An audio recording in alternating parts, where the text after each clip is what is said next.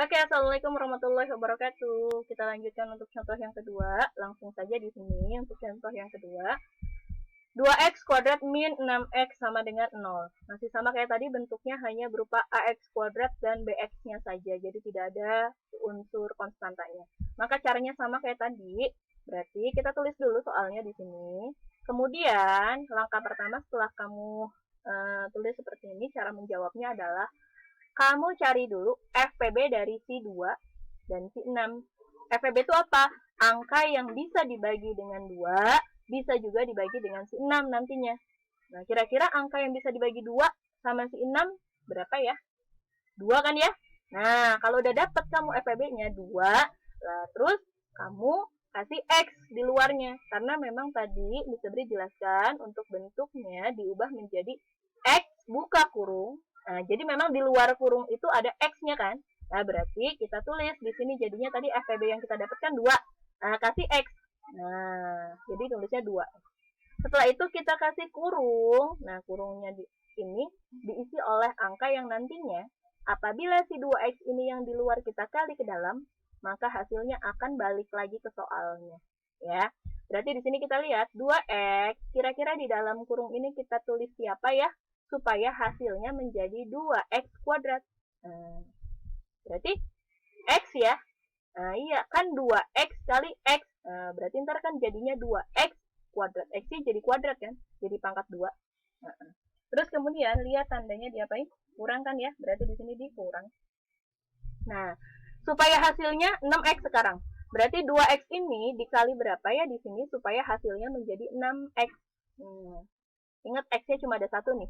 Nah, ini udah ada kan di luar udah ada. Berarti di dalamnya ini sebenarnya kita tinggal kalikan dengan 3. Kenapa begitu? Karena kalau nanti kita kali si 2X ini dengan 3, maka hasilnya adalah 2X kali min 3, hasilnya adalah min 6X. Gitu kan ya?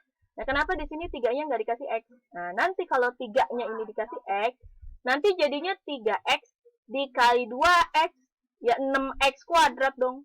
Padahal di sini hanya 6x saja. Makanya di dalam kurungnya cukup 3 saja ya. Intinya mah pada saat kamu kali, kamu cek lagi setelah kamu dapat angka-angkanya yang di dalam kurung. Pada saat kamu kali ke dalam, angka yang di luar kurung dengan angka yang di dalam kurung, pada saat kamu kali ke dalam, pasti hasilnya harus menghasilkan soal itu lagi, balik lagi ke soal. Nah, kalau sudah, ini kan berarti jadinya 2x. Kalau kita kali x, berarti hasilnya 2x kuadrat, betul ya? Terus dikurang, karena memang tandanya dikurang. 2x, kalau kita kali 3, maka hasilnya itu adalah 6x. Nah, kalau sudah seperti ini, berarti sudah betul. Pemfaktorannya, inilah yang disebut memfaktorkan. Nah, kalau sudah, jangan lupa sama dengan 0. Nah, kalau sudah begitu, nah ingat yang di luar kurung, ini dia disebut sebagai x1, ya. Terus kemudian yang di dalam kurungnya ini, nah ini dia disebut sebagai x2. Nah, sekarang kita ke x1 dulu. Untuk mencari X1, tadi masing-masing, baik si X1 maupun si X2 nanti, dia harus sama dengan 0. Berarti kita tulisnya di sini, karena X1-nya itu siapa? 2X ya. Berarti bisa beri tulis 2X sama dengan 0. Berarti di sini kita disuruh mencari nilai X kan ya? Nah, kalau bentuknya sudah seperti ini, berarti kan mencari X tinggal dibagi 0 bagi 2, ya kan ya? Maka bisa beri tulis X1. Nah, bisa beri kasih kode di sini maksudnya untuk yang pertama ini bisa beri tulis sebagai X1. Berarti X1 sama dengan 0 dibagi 2. Nah, kalau sudah hasilnya berapa? 0 bagi 2 kan 0. Berarti kita sudah dapat nilai X1-nya itu adalah 0. Terus kita beresin yang X2 sekarang. X2 itu tadi siapa? X min 3, ya kan? Nah, berarti harus kita sama denganin 0. Berarti kita tulis X min 3 sama dengan 0. Nah, kita mau cari nilai X di sini kan ya. Berarti untuk mencari X, nah, X kan harus sendirian. Nah, siapa yang pindah? Min 3-nya pindah. Berarti ketika pindah ruas kan tanda yang tadinya min, nanti berubah menjadi plus. Nah, berarti jadi kita tulis X2. Nah, sama dengan, sebenarnya di sini nulisnya X2. Karena tadi udah di sini X1, berarti ini gantian namanya X2. Sama dengan 0. Nah, ini pindah ruas, berarti jadinya plus 3. Maka 0 tambah 3 dapat hasilnya adalah 3.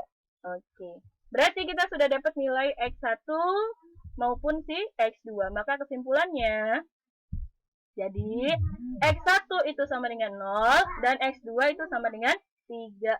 Oke, itu untuk contoh yang kedua. Nah, berikutnya di sini kita masuk ke bentuk selanjutnya, bentuk-bentuk dari yang lainnya. Nah, di sini kalau tadi bentuknya hanya AX kuadrat dan BX saja, nah sekarang gantian. Bentuk X kuadrat min C sama dengan 0, atau tulisannya bisa juga AX kuadrat min C sama dengan 0. Ini sama sebenarnya ya, bentuk yang ini nih sama yang ini itu sama aja. Cuma kalau yang ini X kuadrat ini kan depannya kagak ada angka, ya. Kalau yang ini dia sudah mulai ada AX kuadrat. A itu maksudnya berarti dia sudah mulai ada angka di depan si X kuadratnya, ya. Nah, ini bentuk seperti ini. Nah, sekarang bentuknya cuma si X kuadrat dengan si konstanta. Kalau tadi konstantanya kagak ada. Nah, sekarang justru si BX-nya yang nggak ada. Jadi di sini cuma ada bentuk X kuadrat dengan si C. Nah, kalau bentuknya seperti ini, dia disebut juga sebagai bentuk selisih kuadrat. Kenapa disebut selisih kuadrat? Selisih itu dilihat dari tandanya karena dia memang min. Min itu dia disebut juga sebagai selisih. Kemudian kuadrat karena nanti biasanya angka depan, suku yang di depan nih, atau yang di belakang, bilangan yang di belakang ini, bilangan depan atau bilangan belakang dia merupakan bilangan kuadrat. Ya. Nah, langsung saja biar lebih paham lagi kita langsung masuk ke contoh soal. Oke. Untuk contoh soal yang pertama di sini ada soal X kuadrat min 64 sama dengan 0. Maka kita jawab. Nah, untuk menjawabnya, kalau untuk bentuk selisih kuadrat ini gampang banget. Jadi kamu sediakan 2 kurung sekaligus. Jadi kamu sediakan 2 kurung. Masing-masing kurungnya tandanya yang satu plus, yang satu min. Itu udah pasti. Nah, terus untuk ngisi angka yang di dalam kurung, tinggal kamu lihat dari angka atau bilangan yang di depan sama bilangan yang belakangnya. Biasanya dia merupakan bilangan kuadrat. Nah, contohnya langsung saja. Disebut tulis dulu soalnya ya. Ini X kuadrat min 64 sama dengan. Nah, tadi langkah pertama, kamu sediakan 2 kurung, yang satu plus, yang satu min. Kemudian untuk mengisi angka yang di dalam kurung ini, kamu tinggal lihat angka depan sama angka yang belakang. Biasanya dia pasti bilangan kuadrat. Nah, contoh nih kayak gini nih. Yang X kuadrat. Ini kan kebetulan dia belum ada angka depan nih ya. Ya udah berarti nggak usah diperhatiin nih untuk angkanya. Kita fokus aja ke X kuadratnya. X kuadrat itu merupakan hasil bilangan pangkat dari siapa? Si X kan, dari variabel X kan. Berarti di sini kita tulisnya si X. Nah, terus si 64 itu merupakan kuadrat dari bilangan berapa tuh? 64. Berapa kali berapa yang hasil 64? 8 kan? Berarti di sini kita isi 8. Nah, kalau sudah, ini kurung yang satunya sama isinya angkanya dengan kurung yang pertama tadi. Ya udah berarti depannya X ya. Ya udah kita tulis di sini X. Kemudian yang belakangnya 8. Jadi yang membedakan hanya tanda yang satu plus kurungnya, yang satunya lagi min. Sudah seperti ini, jangan lupa harus sama dengan 0 ya. Ini apa ya? Ciri dari persamaan kuadrat, dia harus sama dengan 0. Nah, kalau sudah, berarti kan di sini terdiri dari 2 kurung ya. Ini sama yang ini nih. Berarti yang kurung ini dia disebut sebagai X1. Kemudian yang kurung satunya lagi dia disebut sebagai X2. Nah, tugas kita adalah mencari nilai X1 dan X2. Nah, di sini untuk X1, tulisannya itu adalah X plus 8. Berarti jangan lupa, kalau kita mau mencari nilai si X1 ini, X plus 8-nya kamu sama denganin 0. Ya, jadi masing-masing kurung ini sama ini harus sama dengan 0. Ya, dua-duanya tuh. Nah, untuk sama dengan 0 sudah seperti ini ditulisnya. Berarti kita disuruh cari nilai X ini kan ya. Nah, kalau mencari nilai X ini berarti yang pindah si plus 8-nya kan. Plus 8 pindah ruas, berarti hasilnya nanti jadi min.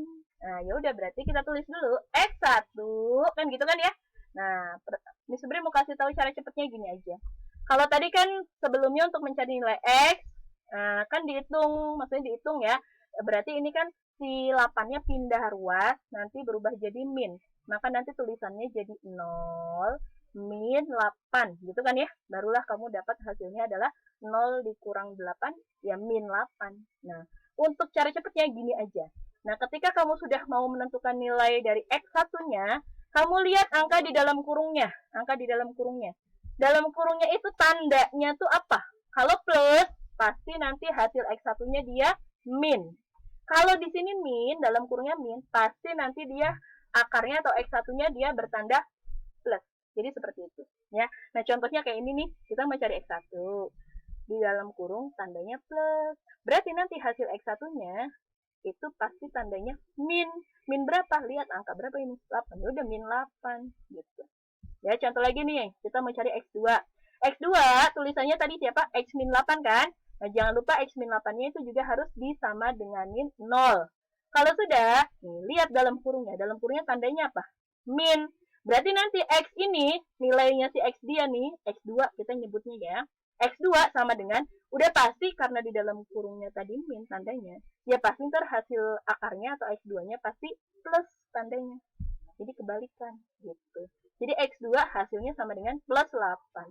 Ya, jadi kesimpulannya, nilai X1 itu sama dengan min 8 dan X2 itu adalah 8. Jadi seperti itu. Ya. Nah, contoh berikutnya biar lebih paham lagi untuk yang bentuknya selisih kuadrat.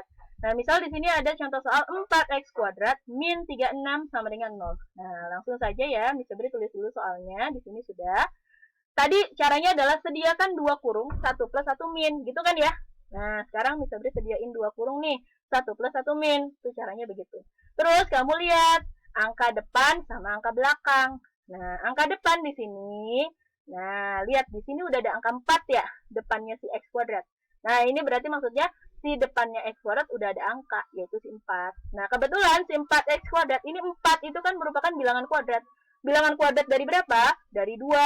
Terus si 36 ini itu juga merupakan bilangan kuadrat, ya kan? Nah, berarti kan yang angka depan sama angka belakang dia merupakan sama-sama bilangan kuadrat juga kan? Nah, berarti kita tinggal cari 4 ini merupakan kuadrat dari bilangan berapa? 2 kan? Nah, ini X-nya kan X-nya kuadrat nih. Ya, berarti kita nulisnya 2X gitu. Ya. 2X2 dari mana? 2 dari kuadratnya si 4. Nah, 4 ini maksudnya dapatnya dari bilangan kuadrat siapa? 2. Ya udah berarti 2X. X. Terus 36. 36 itu bilangan pangkat 2-nya berapa? 6 kan ya? Nah, berarti plus 6. Nah, kalau udah dapet nih satu kurung ini, lah kurung yang berikutnya mah sama. Di sini isinya 2X, di sini isinya 6 gitu. Kalau udah, berarti masing-masing kurung ini, yang ini disebut X1, yang ini disebut X2, gitu ya. Ini jangan lupa sama dengan 0. Kita disuruh mencari nilai X di sini, sama di sini ya kan? Nah, berarti langsung aja nih, bisa beri nulisnya. Jadi yang atas ini, itu untuk mencari X1 ya.